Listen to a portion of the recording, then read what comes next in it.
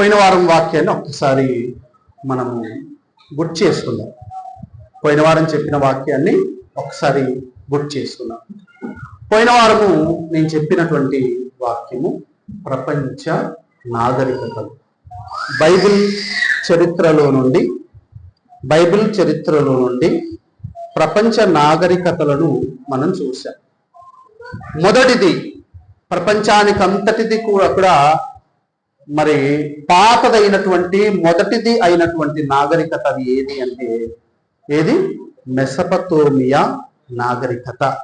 అది బబులోను దేశానికి చెందినది అని ఎలా చెప్పగలము? బబులోను దేశానికి చెందినది అంటే దేవుడు కలగజేసినటువంటి మానవులు అభివృద్ధి చెందిన తర్వాత వారు మొట్టమొదటిగా నాగరికతను మనం ప్రారంభిద్దాం, ఒక నిర్మాణాన్ని మనం ప్రారంభిద్దాము అని వారు ప్రారంభించినటువంటి ప్రదేశము అది బాబేలు గోపురము అని అంటారు. దాన్ని ఏమంటారు? బాబేలు గోపురము అంటారు. దాన్ని బాబిలోనియా అంటారు. దాన్ని బబులోను ప్రాంతము అంటారు.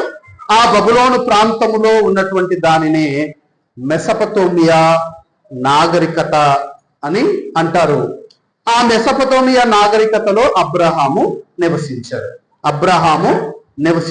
అలా బాబేలు గోపురాన్ని బట్టి, బాబేలు నిర్మాణాన్ని బట్టి, బబులోను దేశాన్ని బట్టి, ఎందుకంటే అబ్రహాము కల్దీయుల దేశములో ఊరు అనే పట్టణములో జన్మించాడు.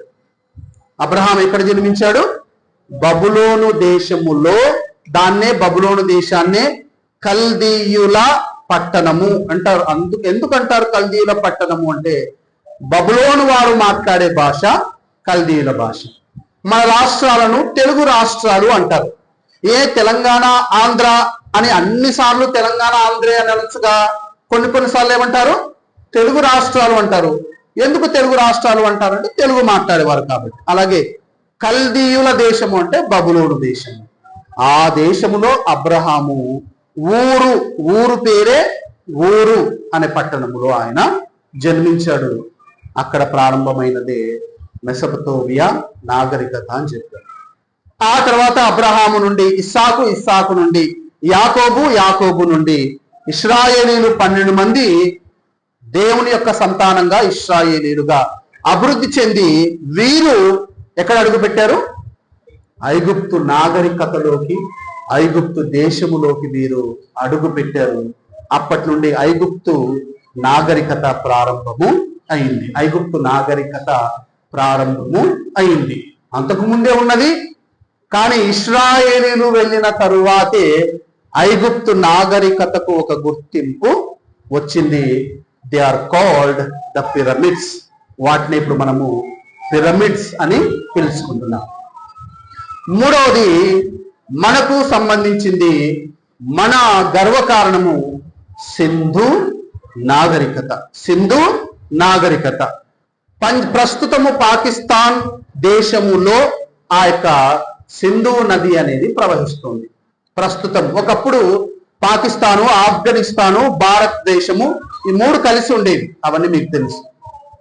పాకిస్తాన్ ప్రాంతంలో ఉన్నటువంటి సింధు నది ప్రాంతంలో మన భారతదేశ నాగరికత, సింధు నాగరికత ప్రారంభము అయింది. ఈ సింధు నది వల్ల మనము బాగా పంటల విషయంలో కానీ, అధికారం విషయంలో కానీ మనము అభివృద్ధి చెంది సింధు నది దగ్గర మన ప్రాంతాన్ని మనమే పరిపాలించుకుంటూ క్షత్రియ వంశాలుగా మనం ఉన్నాం. భారతదేశస్థులము మొదటిగా క్షత్రియులుగా మనమున్నాము, రాజులుగా మనమున్నాము. అందుకే ఇప్పుడు కొన్ని ఊళ్ళల్లో ఏమని పేరు పెడుతున్నారు? మహారాజుల కాలనీ. అందుకే ఎందుకో మళ్ళీ ఇంకా చెప్తాను. రైట్, మనము రాజులుగా ఉన్నాము, క్షత్రియ వంశములో మనమున్నాము. సింధు నది దగ్గర చక్కటి పంటలు, పాడి, ఇలా బంగారు పండుతూ ఉంటే హిమాలయాలకు ఆవల ఉన్నటువంటి ఆర్యులు, మనము ద్రావిడులము, వారు ఆర్యులు, వారు హిమాలయ పర్వతాల గుండా ఇరాన్ అనే దేశము నుండి ఆర్యులు మన మీదికి దండెత్తి వచ్చారు. ఎందుకు వారు మన మీదకి వచ్చారంటే మనకందరికి తెలుసు, బ్రిటిష్ వారు మన దేశానికి ఎందుకు వచ్చారో అప్పుడు కూడా వాళ్ళు అందుకే వచ్చారు. బ్రిటిష్ వారు ఎందుకు వచ్చారు మన దేశానికి? మన దేశంలో ఉన్న సంపద చాలా గొప్పది. ఆ సంపదను తీసుకొని పోవడానికి వారు ఎలాగైతే వచ్చారో అప్పుడు ఆర్యులు అనబడేటువంటి వారు కూడా ద్రవిడులమైనటువంటి మన యొక్క సంపదను కొల్లగొట్టడానికి ఆర్యులు మన మీద దండెత్తిచ్చారు. దండెత్తి వచ్చినప్పుడు అప్పటికే మనము రాజులుగా ఉన్నాము, క్షత్రియులుగా మనం ఉన్నాము. వారు మనల్ని వెళ్ళగొట్టాలి అన్నప్పుడు పుట్టినటువంటి నినాదమే ఏ నినాదము? ఇది చెప్పే ముందు ఇంకోటి చెప్తాను. భారతదేశ స్వాతంత్రోద్యమ సమయంలో పుట్టినటువంటి నినాదము వందే మాతరం. ఇది వందే మాతరం. బ్రిటిష్ కాలములో మన ఇది మాది, మా తరము, ఇది మా దేశము, మా సంప్రదాయం అని చెప్పుకోవడానికి మన భారతదేశస్థులు పలికిన నినాదమే ఏంటి? వందే మాతరం అన్నారు. అలాగే ఆర్యులు మన మీదకి దండెత్తి వచ్చినప్పుడు ద్రవిడులుగా మనము అనిన నినాదము మా ది గా. మనము పలికిన నినాదము మాదిగా. మేము, మా అంటే మేము, ది అంటే ఆది నుండి, ప్రారంభము నుండి, గా ఉన్నవారము. మేము మా ది గా, మేము ఆది నుండి, ప్రారంభము నుండి ఇక్కడే ఉన్నటువంటి వారము, మేము రాజులము అని ప్రకటించుకున్నారు. ప్రకటించుకున్న తర్వాత ఆ తర్వాత అక్కడి నుంచి మనల్ని వెళ్ళగొట్టారు. అక్కడి నుంచి వెళ్ళగొట్టిన తర్వాత మనము అనగా మనమంటే మన గురించి చెప్పట్లేదు, మా ది గా అనే నినాదం ఎవరిలో అయితే పుట్టిందో వారు ఏం చేశారంటే, ఇలా అయితే కుదరదు, మనలో నుండి మనం ఏం చేద్దామంటే సైనికులను ఏర్పాటు చేసుకున్నాం. సైనికులను ఏర్పాటు చేసుకుని మనకు వారిని కావలిగా పెట్టుకుందామని సైనికులను ఏర్పాటు చేసుకున్నారు. అయినా సరే మరలా ఆర్యులు మనం ఎక్కడికి వెళ్ళినా అక్కడికి వచ్చి మనల్ని వారు లొంగ తీసుకుని మన సైనికులను ఎత్తుకెళ్ళిపోయారు. ఎందుకు? సైనికుల్ని ఎత్తుకెళ్ళిపోతే సగం బలము పోయినట్టే. సైనికుల్ని ఎత్తుకెళ్ళిపోయి వారి రాజ్యంలో వారిని మల్లయోధులుగా వారిని తయారు చేశారు. మల్లయోధులుగా తయారు చేశారు. ఆ మల్లయోధుల్ని మల్లలు మల్లలు మల్లలు అనుకుంటూ వారికి వచ్చిన పేరే మా ల లు అని వారికి పేరు వచ్చింది సైనికులకు. ఆ తర్వాత ఇది ఏంటి, ఏం చేసినా వారు మనల్ని వదిలేయట్లేదు అని చెప్పేసి ఆ తర్వాత మనం ఏం చేశామంటే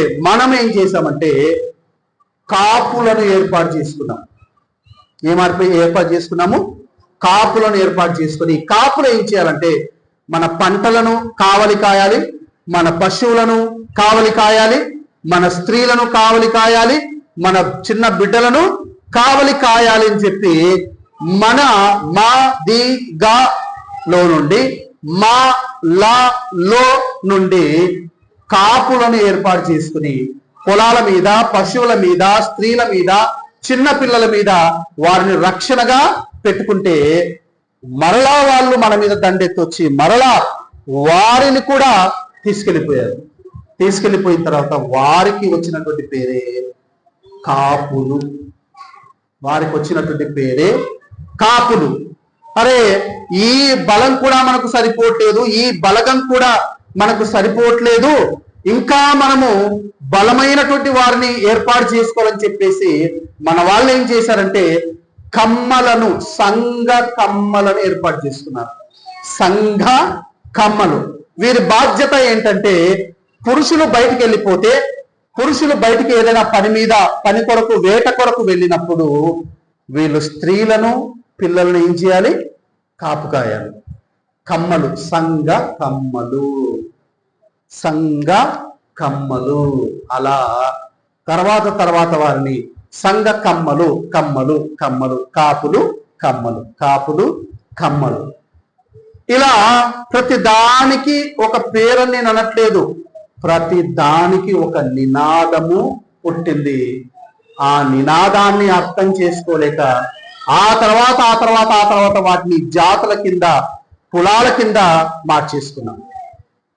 ఇప్పుడు 4 పేర్లు చెప్పుకున్నాము. మా ది గా మా లా కలిపి చదవట్లేదు చూడండి. నేను ఎందుకు కలిపి చదవట్లేదు? కలిపి చదవడానికి అవి పేర్లు కాదు, అవేంటి? నినాదాలు. నినాదాలు మాత్రమే. ఓకేనా? తర్వాత కా పు, తర్వాత క మా.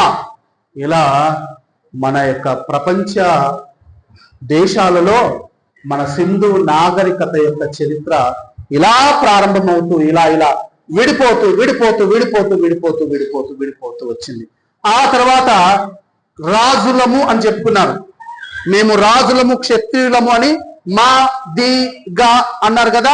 ఈ ఆరులు ఏం చేశారంటే, ఎరా మిమ్మును మీరు గొప్పవాళ్ళుగా చెప్పుకుంటారా మా దగ్గర అని చెప్పేసి ఈ మా ది గా అనే నినాదం ఎవరిలో ఉందో వాళ్ళు ఏం చేశారంటే, తోళ్ళు శుభ్రం చేయడానికి, కొమ్ములను శుభ్రం చేయడానికి, తోళ్లతో చెప్పులు తయారు చేయడానికి అని వారిని ఏర్పాటు చేశారు. చమర్లు అంటారు వాళ్ళు. చమర్లు చమర్లు చమర్లు చమర్లు అనుకుంటే వాళ్ళని మాదిగలు మాదిగలు మాదిగలు మాదిగలు మాదిగలు మాదిగలు రాజులు, మాదిగలు క్షత్రియులు. అందుకే ఇప్పుడు అందరూ బోర్డు మహారాజుల కాలనీ. దాని చరిత్ర ఇది. ఎందుకు మహారాజుల కాలనీని పెట్టుకుంటున్నారో ఇది చరిత్ర. ఆ తర్వాత ఇదంతా ఇప్పుడు నేను చెప్పేదంతా మీకు ఒకసారి కావాలి అంటే, పోయిన వారం తిరుపాలు చక్కగా రాసి దాన్ని వాట్సాప్లో పెట్టాడు. చాలా థ్యాంక్స్ తిరుపాలు. పోయిన వారం వాక్యాన్ని చాలా చక్కగా రాసి, చక్కగా వివరంగా రాసి వాట్సాప్లో పెట్టాడు. ఒకవేళ పోయిన వారం ఎవరైనా లేకపోతే అదొక్కసారి చూసుకోండి. ఆ తర్వాత నాలుగవది మనం ఏం చెప్పుకున్నామంటే చైనా నాగరికత. అది కొంచెం జస్ట్ తిరుపాలు. చైనా నాగరికత ఎప్పుడు మొదలైంది అంటే, ఇక్కడ ఇశ్రాయేలీలు యెహోషువ నాయకత్వంలో ఎరికో గోడల చుట్టూ తిరుగుతున్నారు. ఎరికో గోడల చుట్టూ తిరుగుతున్నారు చూడండి. ఆ కాలములో అక్కడ చైనా నాగరికత అనేది అభివృద్ధి చెందుతూ వచ్చింది. ఇది పోయిన వారము మనము నేర్చుకున్నటువంటి ప్రపంచ నాగరికతలు. ఇప్పుడు ఉన్నటువంటి ఈ కాస్త సమయంలో మనము నేర్చుకోబోతున్నది ఏంటి అంటే ప్రపంచ ధర్మాలు. ఏం నేర్చుకోబోతున్నాము? ప్రపంచ ధర్మాలు. ఏంటి ధర్మాలు? మన ప్రపంచంలో, ఈ ప్రపంచంలో మొట్టమొదటిగా వెలిసిన ధర్మాలు, అంటున్నాను నేను, వాస్తవంగా ఉన్నది నేను అనట్లేదు. ఈ ప్రపంచంలో మొట్టమొదటిగా ఉన్నటువంటి ధర్మము, రాయబడిన ధర్మం ఏదైనా ఉంది అంటే అది వేదాలు. ఈ వేదాలనే ఏమన్నారు అంటే ధర్మాలు అన్నారు. ఈ వేదాలనే ఏమన్నారు? ధర్మాలు అన్నారు. అప్పటికి ఇంకా మన భారతదేశంలో ఏ మతము లేదు. జాగ్రత్తగా వినండి. ప్రపంచ ధర్మాలను గురించి మనం ఇప్పుడు నేర్చుకోబోతున్నాము. ఈ ధర్మాలు అని మొట్టమొదటి వాటిని వేటిని అంటారు అంటే వేదాలను ధర్మాలు అంటారు. రాయబడిన దానిని బట్టి. మొదటిది ధర్మశాస్త్రమే. మొదట పుట్టింది దేవుని వాక్యమే. మొదట ఉన్నది ధర్మశాస్త్రమే. కానీ రాయబడిన కాలాన్ని బట్టి రాయబడిన దాంట్లో ముందు ఏవి అంటే అవి వేదాలు. ఆ వేదాల కాలంలో ఏ మతము లేదు, అసలు దేవుడు ఎవరైనటువంటి ప్రత్యక్షత వారికి లేనప్పుడు కొందరు మునులు, కొందరు కిం పురుషులు హిమాలయ పర్వతాలలో వారు ఏమంటారు దాన్ని, తపస్సు చేస్తూ వాళ్ళు అన్నటువంటి మాటలు మూడున్నాయి. వాళ్ళు చెప్పినటువంటివి మూడున్నాయి. వాళ్ళు చెప్పినటువంటి సెల్ అక్కడ ఉందా? సరే, వాట్సాప్ లో ఉండింది. మూడు చెప్తున్నాను. అంటే ఏ మతము లేనప్పుడు మన ఋషులు, మన కిం పురుషులు హిమాలయాలలో తపస్సు చేస్తూ, ఓ దేవుడా నీవెవరు, అసలు నీవు ఎవరు, నీ పేరేమి, నువ్వు ఎలా ఉంటావు, నిన్ను గురించి మేము తెలుసుకోవాలి అనుకున్నాము అని తపస్సు చేస్తూ వారు పలికినటువంటి మాటలు నెంబర్ 1, రాసుకునే వాళ్ళు రాసుకునే నెంబర్ 1, అసతోమా సద్గమయ. ఏమన్నారు? అసతోమా సద్గమయ అన్నారు. ఏంటి అసతోమ? నేను వాట్సాప్ లో ఉంది, పెట్టడం మర్చిపోయాను. రికార్డింగ్ కంటే ముందు మీకు వాట్సాప్ లో పెట్టేసి చూస్తూ ఉండండి, నేను చెప్తూ ఉంటానని అనుకున్నాను. అది రికార్డింగ్ లో ఉంది. ఓకేలేండి, రైట్. 3 చెప్పారు మన ఋషులు, 3 చెప్పారు. ఏం చెప్పారంటే అసతోమ సద్గమయ, రెండవది తమసోమ జ్యోతిర్గమయ, మూడవది మృత్యోన్మా అమృతంగమయ. మృత్యోన్మా అమృతంగమయ. ఈ 3 నినాదాలు వారు పలికి, దేవుడా, ఎవరు దేవుడా నీవు, నిన్ను గురించి మేము తెలుసుకోవాలనుకుంటున్నాం అని చెప్పేసి మొదటిది ఏమన్నారు అంటే అసతోమ సద్గమయ. అంటే మేము అసతోమ, మేము అసత్యములో ఉన్నాము, సద్గమయ, మమ్మను సత్యములోనికి నడిపించు. మేము అసత్యములో ఉన్నాము, ఓ దేవుడా మమ్మను సత్యములోనికి నడిపించు అనేటువంటి దానితో వారు పలికినటువంటి మాటే ఏ మాట? అసతోమ సద్గమయ. మరి ఇప్పుడు దీని వివరణలోకి మనం వెళ్తున్నాము. ఈ వివరణ నేను ప్రపంచానికి చెప్పట్లేదు, ఈ వివరణ మనము దేవుని గ్రంథంలో నుండి చూడబోతున్నాం. అది మాత్రమే నేను చెప్పగలను. ఇది ప్రపంచానికి అని నేను చెప్పట్లేదు. ఈ వివరణ మనం దేవుని గ్రంథంలో నుంచి చూడబోతున్నాము. యోహాను సువార్త 17వ అధ్యాయము 17వ వచనము. యోహాను సువార్త 17వ అధ్యాయము 17వ వచనంలో ప్రభువైన యేసుక్రీస్తు అంటున్నారు, సత్యమందు వారిని ప్రతిష్ఠ చేయము, నీ వాక్యమే సత్యము. సత్యమందు వారిని ప్రతిష్ఠ చేయము. యేసుక్రీస్తు ప్రార్థన చేస్తున్నాడు, సత్యమందు వారిని ప్రతిష్ఠ చేయము, నీ వాక్యమే సత్యం. మన పెద్దలు అడిగారు, మన ఋషులు అడిగారు, ఏమని అడిగారు? మేము అసత్యములో ఉన్నాము, దేవా మమ్మును నీ సత్యములోనికి నడిపించు అని వారు అన్నారు. యేసుక్రీస్తు అంటున్నారు, సత్యమందు వారిని ప్రతిష్ఠ చేయము. ఆనాడు వారు అడిగిన సత్యము, నీ వాక్యమే సత్యం, నీ వాక్యమే సత్యము అని యేసుక్రీస్తు వారు సమాధానం ఇచ్చారు. అసత్యములో నుండి మమ్మల్ని సత్యంలోనికి నడిపించు దేవా అని వారన్నారు. యేసుక్రీస్తు అంటున్నారు, సత్యములో వారిని ప్రతిష్ఠ చేయి తండ్రి, నీ వాక్యం అనే సత్యములో వారిని ప్రతిష్ఠ చేయి అన్నాడు. ఆ తర్వాత ఇదే యోహాను 8వ అధ్యాయానికి రండి, 31వ వచనం చదువుతున్నాను. కాబట్టి యేసు తనను నమ్మిన యూదులతో, మీరు నా వాక్యమందు నిలిచిన వారైతే నిజముగా నాకు శిష్యులయ్యండి, సత్యమును గ్రహించెదరు, అప్పుడు సత్యము మిమ్మును స్వతంత్రులనుగా చేయును. అసత్యములో ఉన్నాము దేవా, మమ్మను సత్యంలోకి నడిపించు దేవా అని అడిగారు కదా. దేవుని బిడలారా, ఇదిగో వాక్యమే సత్యము. ఆ సత్యాన్ని గనక మీరు అంగీకరిస్తే ఆ సత్యమే మిమ్మల్ని ఏం చేస్తుంది? స్వతంత్రులనుగా చేస్తుంది. అందుకే మీరు నా వాక్యమందు నిలిచిన వారైతే, సత్యములో ఉండాలి అంటే ఎందులో ఉండాలి? వాక్యములో ఉండాలి. వాక్యంలో ఎవరైతే ఉన్నారో వారు సత్యములో ఉన్నట్టు. మేము అసత్యంలో ఉన్నాము, మమ్మను సత్యములోనికి నడిపించు. ఆ సత్యము నేను లోకానికి చెప్పట్లేదు, ఆ సత్యమే దేవుని వాక్యము. దేవుని వాక్యము. మరి ఆ వాక్యాన్ని దేవుని దగ్గర నుంచి ఎవరు తీసుకొచ్చారు? ఆ వాక్యాన్ని, ఆ సత్యాన్ని దేవుని యొద్ద నుండి ఎవరు తీసుకొని వచ్చారు? యోహాను సువార్త 1వ అధ్యాయము, యోహాను సువార్త 1వ అధ్యాయములో 1వ అధ్యాయములో 14వ వచనము. మనకందరికీ తెలుసు 1వ వచనము. ఆది యందు వాక్యం ఉండెను, వాక్యము దేవుని యొద్ద ఉండెను, వాక్యము దేవుడై ఉండెను.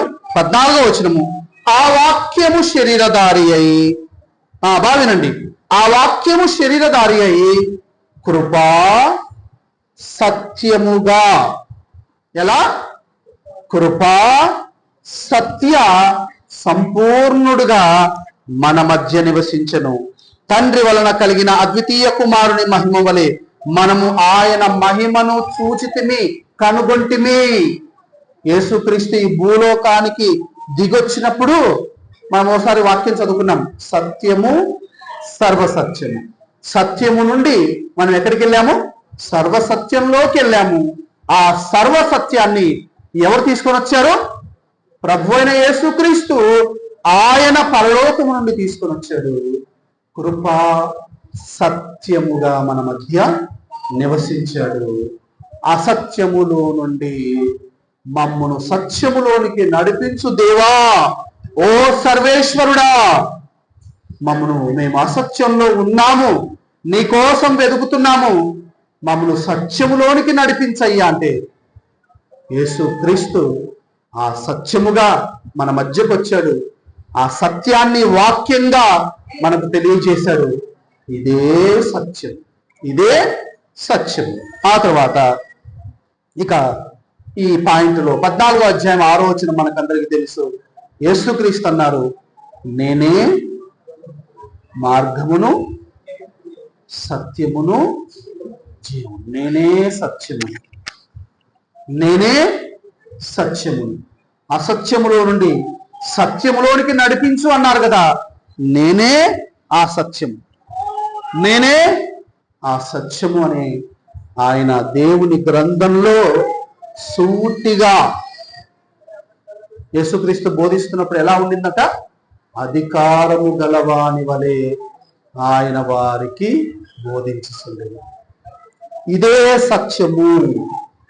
కాబట్టి అప్పుడు వారు వెతికినప్పుడు వారికి సమాధానం దొరికిందో నాకైతే తెలియదు. వారు అప్పుడు వెతికినప్పుడు, నిజదేవుణ్ణి వారు అక్కడ వెతికినప్పుడు వారికి సమాధానం దొరికిందో లేదో, ఆ సమాధానం వెతకడంలో వారు పెట్టుకున్నటువంటి మూడింటిలో ఒకటి అసతోమా సద్గమయ, అసత్యములో ఉన్నామేమో దేవా, ఎలాగైనా సరే నిన్ను తెలుసుకోవాలనుకుంటున్నాము, మమ్మను సత్యములోనికి నడిపించయ్యా అన్నప్పుడు యేసుక్రీస్తు మనతో అంటున్నారు, నేనే అసత్యాన్ని నేనే, నా ద్వారా తప్ప ఎవడును తండ్రి యొద్దకు రాడు. ప్రపంచ ధర్మాలలో మొదటిది. రెండవది, రెండు దానిలోకి వెళ్ళిపోదాం. రెండవది తమసోమ జ్యోతిర్గమయ. ఇవన్నీ నేను ఎందుకు చెప్తున్నానంటే, ఈ మూడు ఏ మతము లేనప్పుడు నిజ దేవుణ్ణి తెలుసుకోవాలి అనుకున్నటువంటి వారు తపస్సు చేస్తూ వారు పలికినటువంటి మాటలు, నిజ దేవుణ్ణి తెలుసుకోవడానికి వారు ప్రయత్నించినటువంటి ప్రయత్నాలే ఇవి. ఒకవేళ అప్పటికే గనక వారు ఒక మతంలో ఉంటే గనక మరలా అసత్యంలో ఉన్నాము, సత్యానికి నడిపించు, చీకట్లో ఉన్నాము మరలా అని అంటారా? అన్నారు కదా, రైట్. రెండవది తమస్సోమ జ్యోతిర్గమయ. తమస్సు అంటే చీకటి, తమస్సు అంటే చీకటి. తమస్సోమ, మేము చీకట్లో ఉన్నామయ్యా, జ్యోతిర్గమయ, మమ్మను వెలుగులోనికి నడిపించు అన్నారు. అంటే కొందరు చెప్తారు, నేను అది నమ్ముతున్నానని చెప్పను, నమ్మనని చెప్పను. అప్పుడు వాళ్ళు ఇలా నిజదేవుణ్ణి వెతికినప్పుడు ఆ నిజదేవుడు వారికి వెలుగు రూపంలో ప్రత్యక్షమయ్యాడు అని చెబుతున్నారు.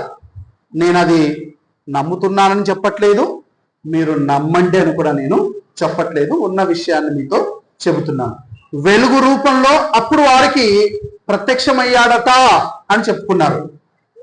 అందుకే వారు అడిగారు, తమసోమా జ్యోతిర్గమయ్య, మేము అంధకారములో ఉన్నామయ్యా, మేము చీకట్లో ఉన్నామయ్యా, మమ్మను వెలుగులోనికి నడిపించు దేవా, నువ్వు వెలుగుగా ఉన్నావా, అయితే మమ్మను ఆ వెలుగులోనికి నడిపించయ్యా అని తమసోమా జ్యోతిర్గమయ అన్నారు. ఒకసారి మనం చూద్దాము, మత్తయి సువార్త 4వ అధ్యాయము 16వ వచనము. మత్తయి సువార్త 4వ అధ్యాయము 12 నుండి 16 వచనాలు చదువుకుందాము. మత్తయి సువార్త 4వ అధ్యాయము 12 నుండి 16 వచనాలు చూడండి. యోహాను చెరపట్టబడెనని యేసు విని గలిలయకు తిరిగి వెళ్ళి నజరేతు విడిచి జబులును నఫ్తాలి అను దేశముల ప్రాంతములలో సముద్ర తీరమందలి కపెర్నహూమునకు వచ్చి కాపురము ఉండెను. బావినండి, ఇప్పుడు బావినండి. జబూలూను దేశమును, ఇది యెషయా గ్రంథంలోని ప్రవచనం, ఇది యెషయా గ్రంథంలోని ప్రవచనము. జబూలూను దేశమును, నఫ్తాలి దేశమును, యోర్దానుకు ఆవలనున్న సముద్ర తీరమున అన్యజనులు నివసించు గలిలయయు. తర్వాత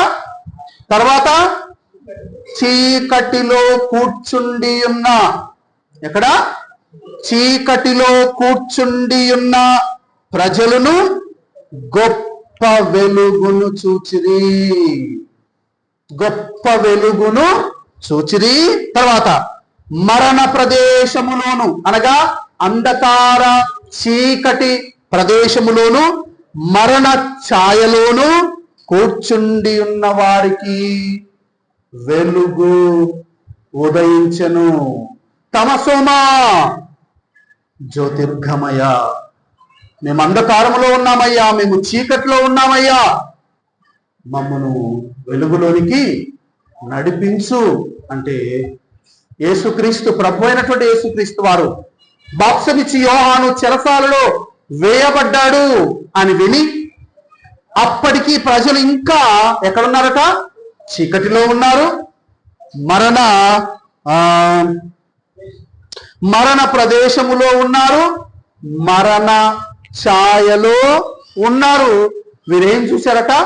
గొప్ప వెలుగును చూసిరి. గొప్ప వెలుగు వారికి ఉదయించెను. వెలుగుగా యేసుక్రీస్తు ఈ లోకానికి వచ్చారు. మేము అంధకారంలో ఉన్నామయ్యా, చీకట్లో ఉన్నాము, మమ్మను వెలుగులోనికి నడిపించయ్యా అనే మాట యేసుక్రీస్తు అంటున్నారు. నేనొచ్చాను.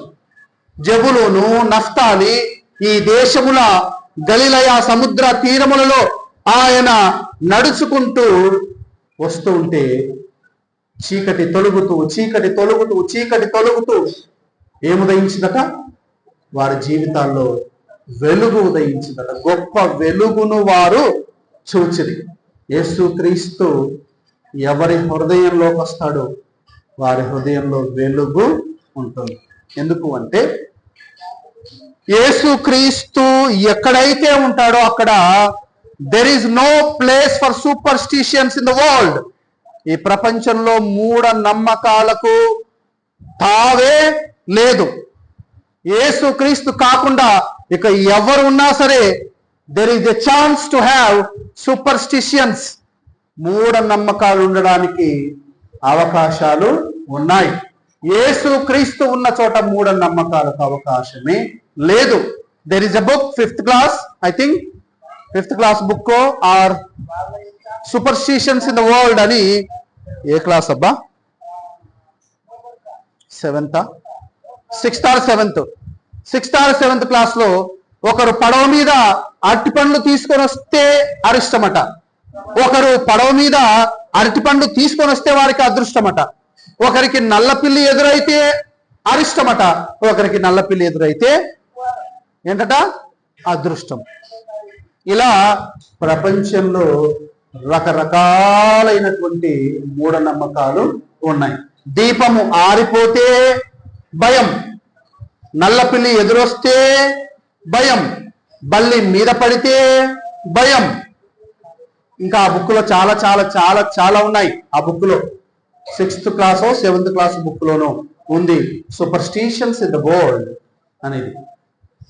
అయితే యేసుక్రీస్తును చూచిన వారికి గొప్ప వెలుగు చూసినట్టే. మూఢ నమ్మకాలకు తావే లేదు, గుడ్డి నమ్మకాలకు తావే లేదు. ఎందుకంటే నేనే మార్గము, నల్లపిల్లి కాదు. నల్లపిల్లి ఎదురైతే దురదృష్టము, తెల్ల పిల్లి ఎదురైతే అదృష్టం కాదు. యేసుక్రీస్తు ఎవరి జీవితాల్లో ఉంటారో వారి అదృష్టవంతులు. అర్థమవుతుందా? కాబట్టి యేసుక్రీస్తు ఎక్కడుంటే అక్కడ మూఢనమ్మకాలు ఉండవు. అందుకే మరణ ఛాయలో ఉన్నటువంటి వారు, మరణ లోయలో ఉన్నటువంటి వారు, చీకటిలో ఉన్నటువంటి వారు గొప్ప వెలుగును చూచిరి. వారి జీవితాల్లో గొప్ప వెలుగు ఉదయించెను. వారు అడిగింది అదే, మేము చీకటిలో ఉన్నామయ్యా, మమ్మల్ని వెలుగులోనికి నడిపించు, నువ్వు వెలుగుగా ఉన్నావు, మమ్మల్ని ఆ వెలుగులోనికి నడిపించు అన్నారు. ఆ తర్వాత యోహాను సువార్త 8వ అధ్యాయము 12వ వచనము. యోహాను సువార్త 8వ అధ్యాయము,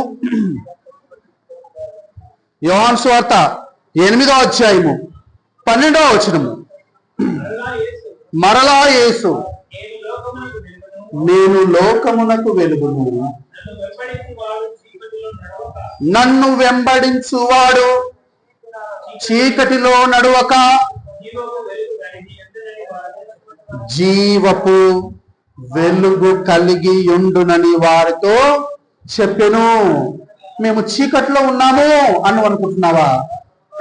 యేసుక్రీస్తు అంటున్నారు, నేను లోకమునకు వెలుగును. I am the light of the world. I am the light of the world. నేనే ఈ లోకమునకు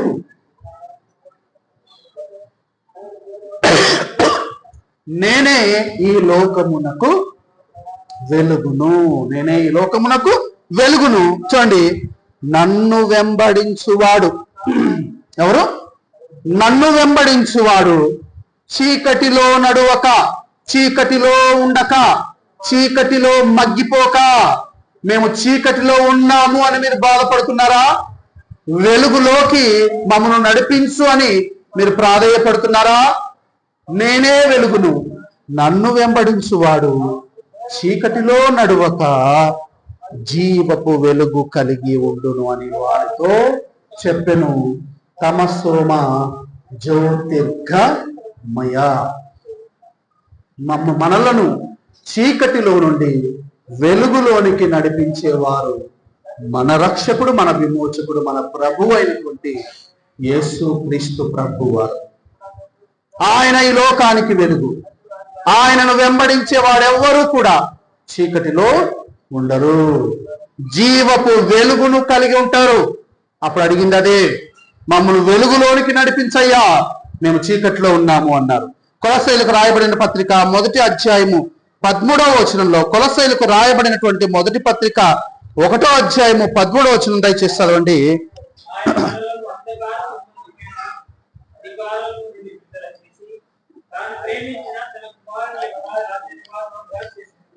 రైట్, ఇది మన వాక్యానికి సంబంధం కాదు, ఇది ఆత్మీయంగా చెప్పబడిన మాట. ఇంతవరకు మనం కొన్ని ఇప్పటి వరకు మనం చదువుకున్నవన్నీ కూడా లోక సంబంధంగా సరిపోయేటివే. ఇది లోక సంబంధమైనటువంటి మాట కాదు, కానీ ఇది ఆత్మ సంబంధమైనటువంటి మాట. ఆయన మనలను అంధకార సంబంధమైన అధికారములో నుండి విడుదల చేసి తాను ప్రేమించిన తన కుమారుని యొక్క రాజ్య నివాసులనుగా చేసెను. మనము వారు లోకములోని అంధకారంలో ఉన్నాము అని వారు అన్నారు. మనం ఇప్పుడు లోక అంధకారంలో ఉన్నాము, సాతాను యొక్క అధికార అంధకారంలో కూడా మనం ఇప్పుడు ఉన్నాం. రెండిట్లో ఉన్నాం మనం ఇప్పుడు. వాడప్పుడు కేవలము లోక సంబంధమైన అంధకారంలో మాత్రమే ఉండి, దేవా నిన్ను తెలుసుకోలేకపోతున్నామయ్యా, నీవు వెలుగుగా ఉన్నావని అంటున్నారు, మేము ఇంకా చీకటిలోనే ఉన్నాము, నిన్ను తెలుసుకోవాలనుకుంటున్నాము, మమ్మను ఈ చీకటిలో నుండి ఆ వెలుగులోనికి మమ్మను నడిపించయ్యా అని అన్నారు. ఇది వేరు, ఈ వాక్యం వేరు. చదివించారు. ఆయన మనలో అంధకార సంబంధమైన అధికారం అంటే మనము సాతాను అనే చీకట్లో మనమున్నాము. లోక అంధకారంలో ఉంది, మనము లోక అంధకారంలో ఉన్నాము, సాతాను యొక్క చీకటి అంధకారంలో ఉన్నాము. ఈ రెండిటిలో నుండి నిజదేవుణ్ణి, లోక చీకట్లో నుండి నిజదేవుణ్ణి తెలుసుకున్నాము. సాతాను అధికారములో నుండి విడిపింపబడి దేవుని రాజ్యం యొక్క వెలుగులోకి మనం ఇప్పుడు వచ్చాం. కాబట్టి రెండు గుర్తు చేస్తున్నాను. అసతోమ సద్గమయ, మేము అసత్యములో ఉన్నామయ్యా, మమ్మల్ని సత్యములోనికి నడిపించు. మేము చీకట్లో ఉన్నామయ్యా, అంధకారంలో ఉన్నాము, మమ్మను వెలుగులోనికి నడిపించు. మూడవది ఏం చెప్పండి? మూడోది చెప్పండి. మూడవది దేవుని వాక్యం అడగన్నా ఇదేం చెప్తున్నావు, దేవుని వాక్యం అడగకుండా అంటారేమో. ఓకేనా, రైట్. మూడవది మృత్యోన్మా అమృతంగమయ. మృత్యోన్మా అమృతంగా. నేను వాక్యం అయిపోయిన తర్వాత మీకు వాట్సాప్ లో పెట్టిన తర్వాతే స్టార్ట్ చేద్దాం అనుకున్నాను, మర్చిపోయాను. వాక్యం అయిన తర్వాత మీ అందరికీ నేను అది పెడతాను. అది ఆ మాటలు, ఆ ధర్మాలు, 3 ధర్మాలు నేను పెడతాను. మూడవది ఏంటి? మూడవది మృత్యోన్మా అమృతంగా మయ. మేము మరణంలో ఉన్నాము. మేము ఎక్కడున్నాం? మేము మరణములో ఉన్నాము. నిన్ను తెలుసుకోకపోతే మేము మరణంలోనే ఉండిపోతాము. మేము మరణములో ఉన్నాము, మాకు అమరత్వాన్ని ఇవ్వు. మృత్యోన్మా అమృతంగమయ, మమ్మను అమరత్వానికి నడిపించు. ఆ అమరత్వాన్ని మనం ఇప్పుడు ఏమంటున్నామంటే ఎవర్ లాస్టింగ్ లైఫ్, నిత్య జీవము అంటున్నాం మనం ఇప్పుడు. ఆ అమరత్వాన్ని మనం ఏమంటున్నాము? నిత్య జీవము. 1 తిమోతిలో ఉంటుంది, సమీపింపరాని తేజస్సులో ఆయన మాత్రమే వసించుచు అమరత్వము గలవాడై ఉన్నాడు. అమరత్వము గలవాడై ఉన్నాడు. He has no death, God has no end. దేవునికి అంతము అనేది, మరణము అనేది లేదు. He is eternal. దేవుడు నిత్యుడు. దేవుడు అమరత్వము కలిగినటువంటి వాడు. దేవుడు ఇమ్మోర్టల్, మ్యాన్ ఈజ్ మార్టల్. మనిషి మర్త్యుడే, కానీ దేవుడు అమరత్వము కలిగినటువంటి వాడు. అందుకే మృత్యోన్మా, మేము మరణములో ఉన్నామయ్యా, మమ్మును ఏమన్నారు? అమృతంగమయ్యా, మమ్మును అమరత్వములోనికి నడిపించయ్యా. నీ దగ్గరకున్న మమ్మల్ని నడిపించయ్యా. నిన్ను చేరుకోలేకపోతే మేము మరణములోనే ఉండిపోతాము అన్నారు. యోహాను సువార్త 5వ అధ్యాయము 24వ వచనము. యోహాను సువార్త 5వ అధ్యాయము 24వ వచనము. యోహాను సువార్త 5వ అధ్యాయము 24వ వచనము. ఎస్, నిత్య జీవము గలవాడు. ఒక్క నిమిషం ఆగాలి. మరణములో నుండి జీవములోనికి దాటి ఉన్నాడు. నా మాట విని యేసుక్రీస్తు అంటున్నారు, నా మాట విని నన్ను పంపిన వాని యందు విశ్వాసముంచువాడు అమరత్వము గలవాడు, నిత్య జీవము గలవాడు. వాడు తీర్పులోనికి రాక మరణములో నుండి ఏమవుతాడట? జీవములోనికి దాటుతాడు. మీరేం భయపడుతున్నారు? మరణములో నుండి మమ్మల్ని అమరత్వంలోనికి నడిపించయ్యా అని అడుగుతున్నారా? ఒకవేళ మీరు అడుగుతున్నారా? అడిగితే యేసుక్రీస్తు అంటున్నారు, నా మాట విని నన్ను పంపిన వాని యందు విశ్వాసం ఉంచువాడు నిత్య జీవము గలవాడు, అమరత్వము గలవాడు. వాడు తీర్పులోనికి రాడు, మరణములో నుండి ఎక్కడికి దాటుతాడు? జీవములోనికి వాడు దాటుతాడు. మృత్యోన్మా అమృతంగమయ్యా, మేము మరణములో ఉన్నామయ్యా, మమ్మల్ని ఇక్కడే వదిలేయొద్దయ్యా, మమ్మను ఆ అమరత్వంలోకి తీసుకెళ్ళు. నువ్వు అమరుడవు కదా, నీవు అమరుడవు కదయ్యా, నీవు నిత్యుడవు కదా, ఆ అమరత్వంలోకి మమ్మను కూడా నడిపించు అంటే యేసుక్రీస్తు అంటున్నారు, నా మాట వినండి, నా మాట వినండి. నా మాట వింటే మీకు ఆ అమరత్వము వస్తుంది, నిత్య జీవము గలవారు. మీరు మరణములో నుండి జీవములోనికి దాటుతారు, మరణములో నుండి జీవములోకి మీరు దాటుతారు. ఆ తర్వాత ఇక హోషియా గ్రంథము, యెషయా గ్రంథంలో తీసుకోవద్దండి. మొదటి కొరింథీకి వచ్చేయండి. కొరింథీయులకు రాయబడిన మొదటి పత్రిక.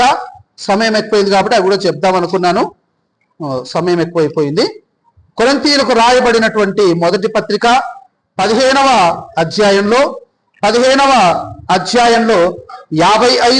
56 వచనములలో 55, 56 వచనాలు. ఓ మరణమా నీ విజయము ఎక్కడా? ఓ మరణమా నీ ముళ్ళు ఎక్కడా? మరణపు ముళ్ళు పాపము, పాపమునకున్న బలము ధర్మశాస్త్రమే అన్నాడు. హోషేయ గ్రంథంలో అన్నాడు. ఇదే మాట హోషేయ గ్రంథంలో ఉంటుంది, ఇదే మాట యెషయా గ్రంథంలో ఉంటుంది. యేసుక్రీస్తు ఏం చేశారట? ఆ మరణం యొక్క ముళ్ళును ఏం చేశారట? విరిచేశాడు. మరణపు ముళ్ళును విరిచేశాడు. కాబట్టి అమృతంగమయ మృత్యోన్మా అని భయపడుతున్నారా? మరణములోనే మేము ఉండిపోతామేమో అయ్యా, ఓ సర్వేశ్వరుడా, మరణములోనే మేము ఉండిపోతామేమో, మమ్మును అమరత్వంలోకి నడిపించయ్యా అంటున్నారా? అయితే ప్రభు అయిన యేసుక్రీస్తు వారు ఆ మరణం యొక్క బలాన్ని, ముళ్ళుని ఏం చేసేశారు? విరిచేశారు.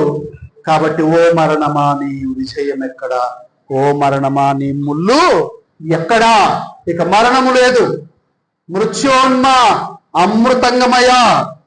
మరణములో నుండి మనము జీవములోనికి దాటాము. మరణములో నుండి అమరత్వములోనికి మనం ఇప్పుడు దాటాము. మరణము నుండి నిత్య జీవములోనికి మనం ఇప్పుడు దాటాము. రైట్. ఆ తర్వాత హెబ్రీ పత్రిక 2వ అధ్యాయము 14, 15 వచనాలు చదువుకుందాము. ఆ తర్వాత ముగించుకుందాం. ఇంకొక వాక్యం చదువు ముగించుకుందాం. హెబ్రీ పత్రిక 2వ అధ్యాయము 14, 15 వచనాలు. ఇదే పుస్తకంలో చివరి మాట మనం చదువుకుందాము.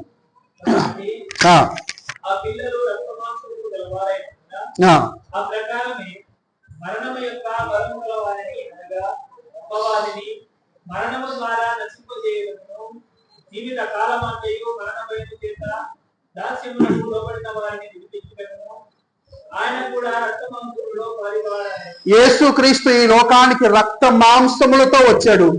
ఎందుకు రక్త మాంసములతో ఆయన వచ్చాడు అంటే, జీవిత కాలమంతా మరణ భయము చేత మనుషులు భయపడుతున్నారు.